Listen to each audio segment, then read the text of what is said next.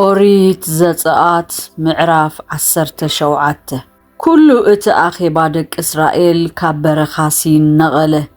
ከም ትእዛዝ እግዚአብሔር ድማ ካብ ሰፈር ናብ ሰፈር እናተጓዓዙ ኣብ ረፊዲም ሰፈሩ እቲ ህዝቢ ኸኣ ዝሰትዮ ማይ ኣይነበሮን እቶም ህዝቢ ድማ እንሰትዮ ማይ ሃቡና ኢሎም ምስ ሙሴ ተቋየቁ ሙሴ ኸኣ ስለምንታይ ምሳይ ትቋየቁ ስለምንታይ ከን እግዚአብሔር ትፍትኑ በሎም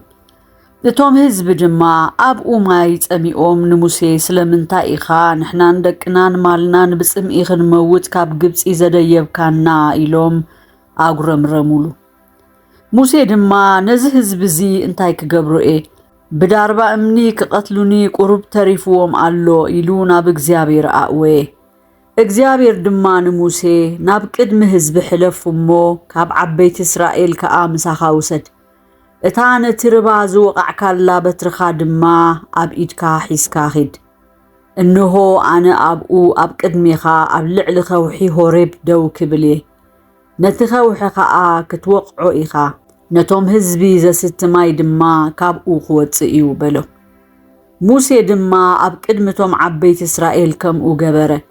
ብዛዕባ እቲ ቆየቃ ደቂ እስራኤልን ንእግዚአብሔር ድማ እግዚአብሔር ሲ ኣብ ማእከልናዶ ኣሎ ወይ ኣይፋሉን ኢሎም ስለዝፈተንዎ ስም እታ ቦታ ማሳን መሪባን ኣውፅኣላ ሽዑ ኣማሌቅ መጺኡ ምስ እስራኤል ኣብ ረፊድም ተዋግኤ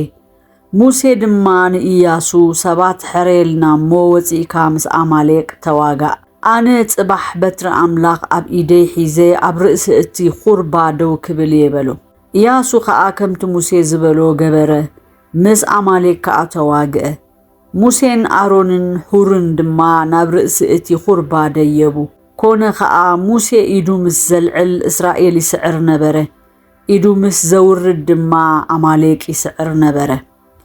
ኣእዳው ሙሴ ኸኣ ረብረባሞ እምኒ ወሲዶም ኣብ ትሕቲኡ ኣንበሩ